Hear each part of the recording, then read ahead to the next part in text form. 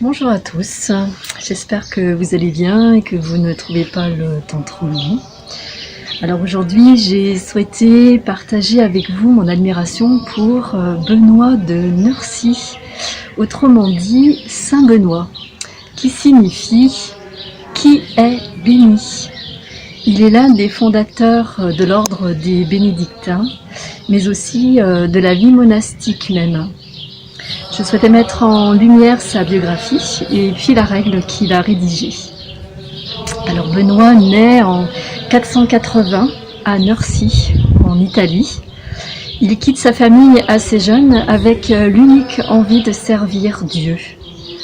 Il vit alors en ermite pour se consacrer à la prière et à la méditation. Puis il fait des disciples et encore d'autres qui le rejoignent peu à peu, et il fonde du coup plusieurs monastères. Et c'est en 530 qu'il s'établit sur le mont Cassin en Italie, une colline en Italie, et c'est là qu'il va rédiger sa règle de Saint Benoît en 73 chapitres. Elle décrit la vie spirituelle des moines, la vie matérielle aussi, mais aussi l'organisation du monastère. C'est une règle simple, concise, qui insiste sur la démarche de recherche de Dieu. Elle a pour but d'amener les frères à tendre vers la sainteté et à rechercher Dieu. Elle allie à la fois douceur et fermeté, humilité et élévation, épanouissement personnel et bien commun. Elle est vécue dans un contexte qui se veut familial, mais sous l'autorité d'un abbé qui a un rôle prépondérant dans le monastère. Et aussi avec un fonctionnement hiérarchique assez strict. En effet, chacun doit rester à la place qui lui est donnée.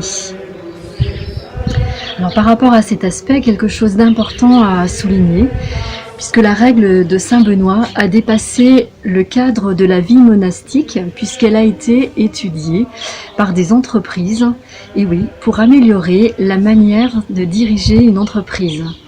Alors la règle de Saint Benoît et le management, qui l'eût cru, et pourtant c'est vrai, on a puisé dans cette règle religieuse un modèle, ou tout au moins des éléments, pour une règle sociale. Et c'était pas si vieux que ça, puisque c'était en 2004. Saint Benoît a pris aussi une grande envergure depuis qu'il a été proclamé en 1964 par le pape Paul VI, patron de l'Europe. En effet, Benoît a beaucoup travaillé à une unification spirituelle de l'Europe, mais pas seulement, aussi à son développement culturel, et oui, et même économique. Et c'est principalement avec la croix, le livre et la charrue qu'il apportera, avec d'autres frères bénédictins bien sûr, le progrès aux chrétiens de toute l'Europe. Alors la croix, autrement dit, la loi du Christ. Le livre, c'est la culture, non pas la parole de Dieu, mais la culture, voilà, tout simplement. Et la charrue, c'est le travail. La règle de Saint Benoît a une insistance particulière sur le travail aussi. Alors revenons un petit peu au contenu. Sa règle comporte 7 grandes parties, mais le thème central est l'humilité. Tout un chapitre y est consacré et c'est même le plus long. Sa doctrine spirituelle est basée sur la parole en Luc 14, 11.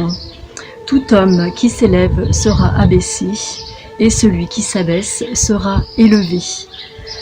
Benoît utilise le langage de l'image de l'échelle de Jacob.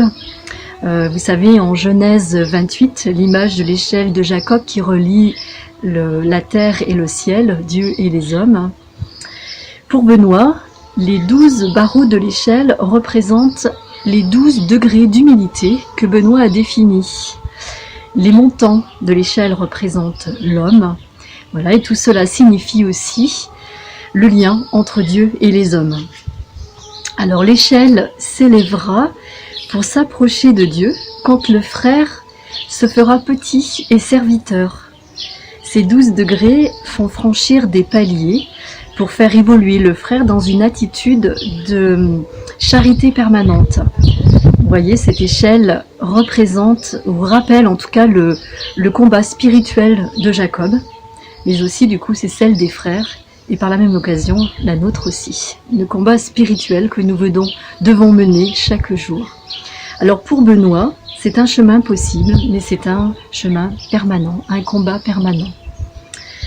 Une deuxième partie est consacrée à la liturgie, une autre sur la fonction des doyens, une autre définit le côté administratif, le partage des tâches, une autre sur le recrutement des frères. Alors recrutement, c'est bien, j'utilise ce terme-là parce que c'est le terme qui est noté dans la Constitution, hein, dans la règle on va dire. Et puis une dernière partie sur des consignes pour vivre la vie commune. Voilà, alors à travers cette évocation de Saint Benoît, je crois qu'on peut dire que tous ces monastères à travers le monde viennent nous rappeler qu'ils sont, pour le monde, des signes visibles de la présence de Dieu parmi nous. Voilà, j'ai été très contente de partager ce moment avec vous. Prenez bien soin de vous. À la prochaine fois. Au revoir.